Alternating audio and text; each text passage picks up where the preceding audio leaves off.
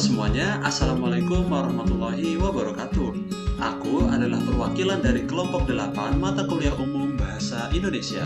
Dan pada kesempatan yang kami miliki saat ini, kami akan menyampaikan serta memberikan penjelasan yang runtut mengenai tema materi apa itu karya tulis ilmiah dan juga reproduksi karya ilmiah. Oke, tanpa berlama-lama lagi dan makin bikin penasaran, kita langsung aja yuk kita ke pembahasan intinya bersama dengan rekan-rekan saya. Let's go! Assalamualaikum warahmatullahi wabarakatuh. Kami dari kelompok 8 ingin menjelaskan terkait karya ilmiah dan reproduksi karya ilmiah. Kelompok kami, kelompok 8, terdiri dari beberapa anggota. Yang pertama, perkenalkan saya sendiri, Febri Mularta Alamsyah dengan NIM 641422195. Kemudian ada teman saya, Gegana Febrian, dengan NIM tersebut. Dan ada Naila Ainuriski, Alfa Ais, dan Isna Nawa Aprilia. Oke, untuk yang pertama, pengertian karya ilmiah. Karya ilmiah sendiri, menurut KBBI, merupakan karya tulis yang dibuat dengan prinsip-prinsip ilmiah berdasarkan data dan fakta, terdiri dari observasi, eksperimen, dan kajian pustaka. Di dalam karya ilmiah tersebut terdapat informasi yang ingin disampaikan oleh penulis beserta tujuan penulisan.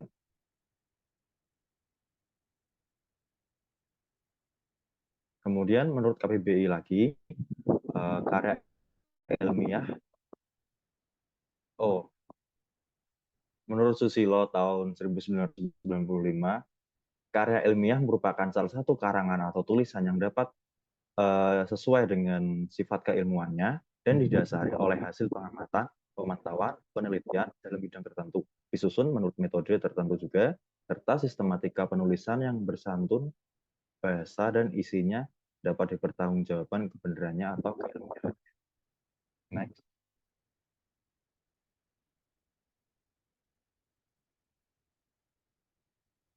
Kemudian ada tujuan karya ilmiah.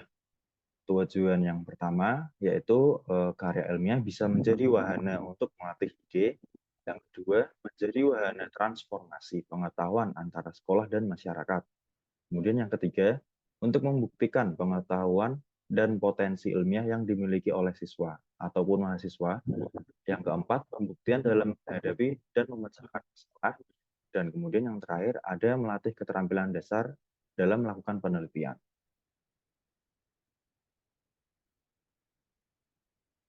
Kemudian jenis-jenis karya ilmiah. Yang pertama, teks artikel merupakan sebuah karya tulis lepas, berisikan opini atau pendapat penulis tentang isu permasalahan dan bertujuan untuk memberikan informasi, mempengaruhi, meyakinkan, atau menghibur para pembaca.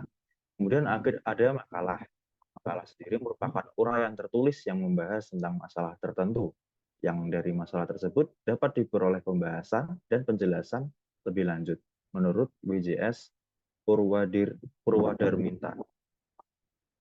Kemudian ada skripsi. Skripsi merupakan suatu jenis karya ilmiah untuk melengkapi syarat abortus sarjana ataupun S1. Biasanya berisi tentang pengajian keahlian maupun pengajian bersifat kualitatif dan kuantitatif yang penataan penulisannya disusun secara teliti. Ketiga ada tesis. Tesis merupakan karya ilmiah mahasiswa untuk menyelesaikan program studi S2 atau pasca sarjana yang mengungkapkan pengetahuan baru yang didapat dari penelitian yang dilakukan individu yang bersangkutan. Kemudian ada disertasi.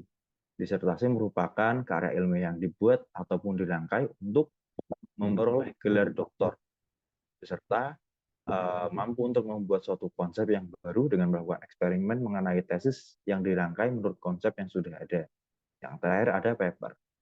Paper merupakan sebutan khusus untuk makalah di kalangan mahasiswa dalam kaitannya dengan pembelajaran dan pendidikannya sebelum menyelesaikan jenjang studi diploma S1, S2, ataupun S3. Oke, untuk materi selanjutnya akan disampaikan oleh Gegana Febrian. Ya, terima kasih Mas Febri. Untuk materi selanjutnya ada unsur karya ilmiah. Unsur karya ilmiah terdiri dari yaitu satu judul. Unsur yang pertama adalah judul. Judul atau kepala tulisan merupakan cerminan dari isi artikel secara keseluruhan.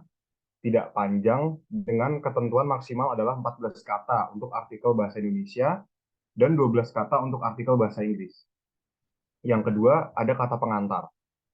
Biasanya pada kata pengantar ini, penulis akan menuliskan ucapan syukur dan rasa terima kasihnya kepada para pihak yang sudah membantu menyelesaikan karya ilmiah tersebut. Yang ketiga, ada abstrak. Abstrak merupakan ringkasan dari karya ilmiah. Biasanya abstrak ini memuat dua bahasa, yaitu bahasa Inggris dan bahasa Indonesia, yang di dalamnya tertulis mengenai ringkasan, latar belakang, metode penelitian, dan hasil yang ditemukan, serta kesimpulannya. Yang keempat ada pendahuluan. Pendahuluan merupakan unsur dari sebuah karya ilmiah yang berisi mengenai latar belakang, ditulisnya karya ilmiah, tujuan, dan juga manfaat dari penulisan karya ilmiah tersebut. Tujuan ditulisnya pendahuluan agar pembaca mengetahui arah dan maksud dari penulisan karya ilmiah.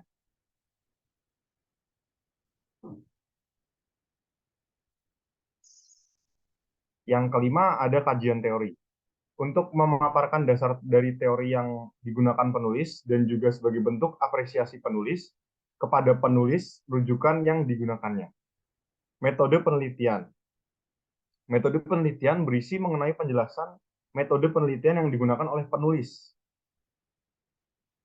Di dalamnya juga biasanya tercantum beberapa jumlah responden dan siapa saja respondennya, serta bagaimana analisis masalah yang dilakukan oleh penulis. 7. Hasil penelitian dan pembahasan.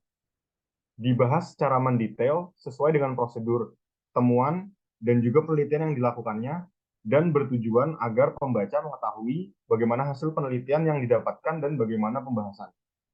Yang kedelapan ada penutup. Penutup di dalam karya ilmiah ini biasanya berisi mengenai kesimpulan dari keseluruhan isi karya ilmiah yang menjelaskan mengenai berbagai macam penelitian dan juga temuan, juga dilengkapi dengan kritik saran yang bisa didapatkan penulis dari masukan para pembaca. Yang terakhir ada daftar pustaka, berisi mengenai data publikasi yang digunakan oleh penulis dalam menyusun karya ilmiah.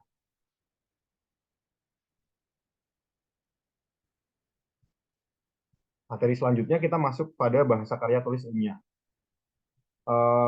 Bahasa yang demikian memiliki karakteristik tersebut. Berikut. Yang pertama ada kecendekiaan.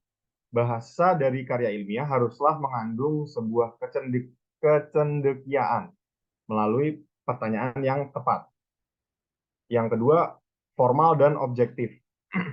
Bahasa harus disajikan secara formal, baik dalam penggunaan kosakata, diksi, kalimat, dan ejaan yang digunakan. Sedangkan objektif memiliki arti bahwa karya ilmiah haruslah menyajikan fakta, bahasa yang langsung dan tidak berpihak kepada siapapun. Yang ketiga, lugas dan jelas. Bahasa karya tulis ilmiah haruslah disajikan dalam bahasa yang mempunyai makna yang jelas, tidak bertele-tele, dan tidak bermakna ganda atau ambigu. Ringkas dan padat. Dalam karya tulis ilmiah, panjang uraian tidak menentukan baik buruknya sebuah karya tulis. Maka harus disajikan bahasa yang ringkas serta padat. Yang terakhir, konsisten. Konsisten merupakan bahasa yang stabil serta mapan untuk dipakai penulis, terutama dalam hal istilah maupun penggunaan diksi. Konsistensi dalam istilah dan diksi merupakan hal yang penting dalam karya ilmiah.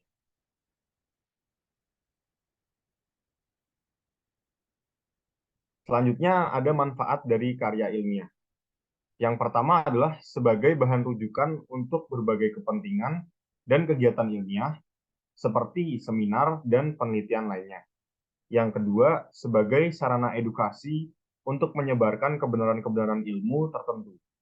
Yang ketiga, sebagai sarana diseminasi atau penyebaran ilmu, seseorang maupun kelompok masyarakat tertentu akan lebih luas wawasan dan keilmuannya dengan membaca karya tulis ilmiah. Baik, materi selanjutnya akan disampaikan oleh teman kami, Naila. Baik, untuk selanjutnya saya akan membahas terkait reproduksi karya tulis ilmiah. Jadi menurut definisinya, reproduksi karya tulis ilmiah ini adalah bentuk karya ilmiah yang disusun berdasarkan karya ilmiah yang sudah ada, Bentuknya bisa berupa ringkasan, intisar, sinopsis, maupun resensi. Kemudian secara pengertiannya, reproduksi karya tulis ilmiah ini merupakan bentuk penulisan kembali suatu bentuk karya tulis ilmiah yang sebelumnya sudah ada, dan kemudian nantinya terbuat suatu karya tulis ilmiah yang baru sehingga penulisannya seperti sinopsis, ringkasan, intisar, maupun resensi. Tujuan dari penulisan ini sebagai bentuk refleksi terhadap suatu karya tulis ilmiah untuk nantinya dapat diproduksi suatu karya tulis ilmiah yang baru dan lebih baik lagi dan tentunya juga lebih singkat lagi. Kemudian bentuk penulisan ini sebagai catatan dari suatu karya tulis ilmiah dalam ilmiah yang sudah terbentuk dan kemudian dibuat kembali atau direproduksi dalam bentuk ringkas dan jelas yang mendasar atau inti dari suatu karya tulis ilmiah yang menjadi bahan suatu reproduksi karya ilmiah kembali. Kemudian ringkasan ini merupakan bagian-bagian dari reproduksi karya ilmiah itu pertama ada ringkasan. Nah, ringkasan ini atau preface merupakan salah satu bentuk karangan ilmiah singkat yang berasal dari karangan ilmiah yang panjang, peringkas karya ilmiah yang sudah ada dengan menggunakan bahasa pengarang asli, sistematika ringkasan mempertahankan sistematika karangan asli. Kemudian tujuan dari membuat ringkasan sendiri adalah untuk dapat memahami dan mengetahui isi buku, tulisan, cerita secara singkat. Berikut langkah-langkah membuat ringkasan. Jadi yang pertama adalah pilih naskah, kemudian dibaca dengan cermat. Yang ketiga, dirumuskan temanya apa, terus dicatat judul, subjudul, topik, dan pikiran pokok secara sistematis. Yang kelima, susun draft ringkasan berdasarkan catatan yang sudah tertera di nomor 4, kemudian dicek jumlah kata pada halamannya, dan periksa penggunaan EYD, tulis sesuai format. Selanjutnya akan dilanjutkan oleh rekan saya, Pak Is.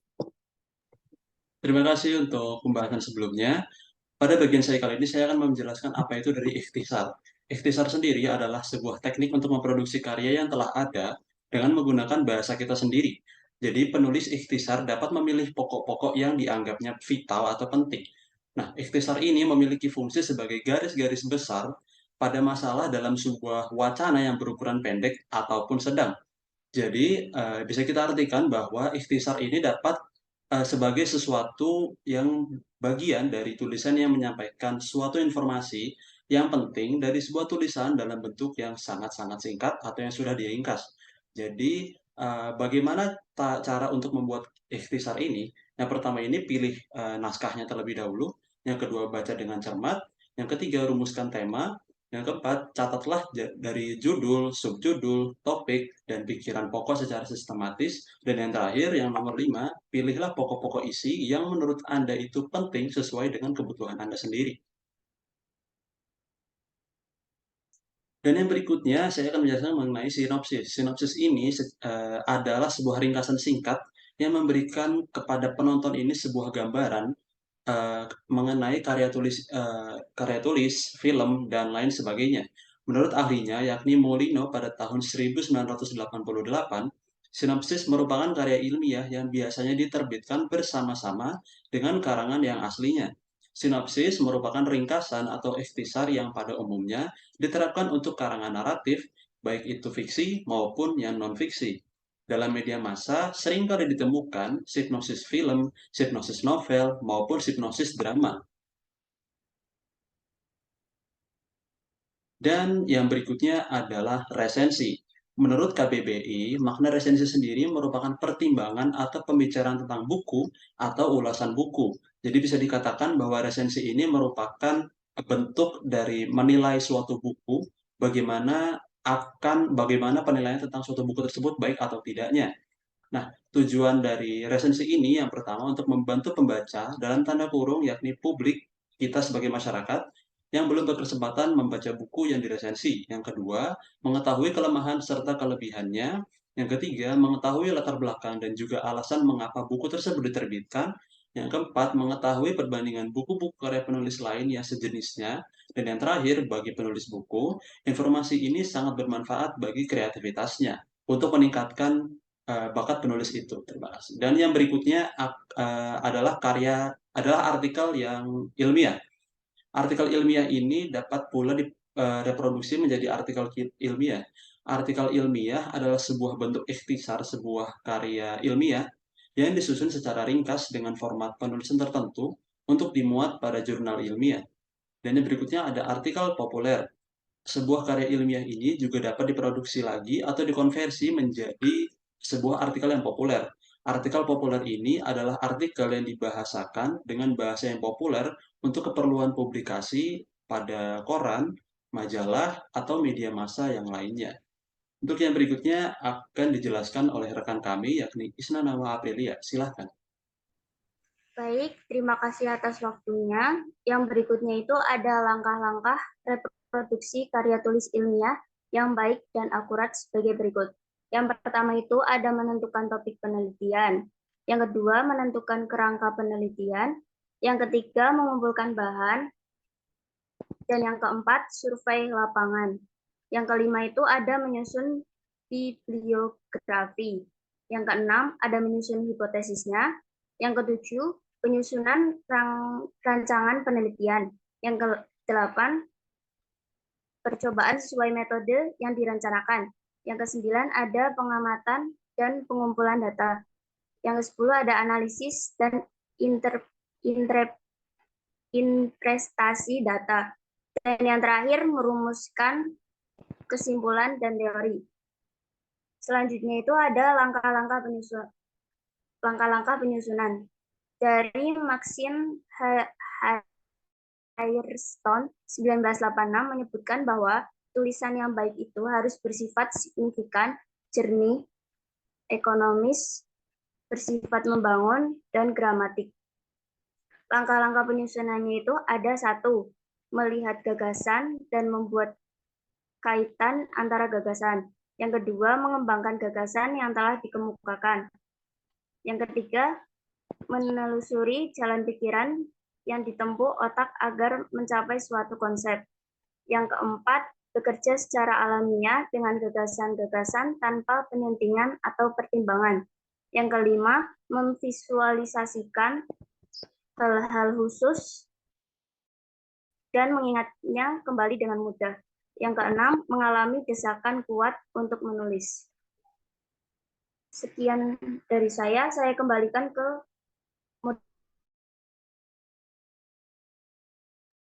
Baik, terima kasih teman-teman atas penjelasannya. Dan berikut adalah kesimpulan yang akan saya bacakan. Kesimpulannya yaitu, karya ilmiah itu merupakan karya tulis yang dibuat dengan prinsip-prinsip ilmiah berdasarkan data dan fakta. Karya tulis ilmiah sendiri memiliki suatu bentuk yang berupa karya tulis aslinya dan juga karya tulis yang dapat dikatakan sebagai salinan yang berbentuk lebih ringkas serta mendasar pada topik karya tulis tersebut sebagai reproduksi karya ilmiah.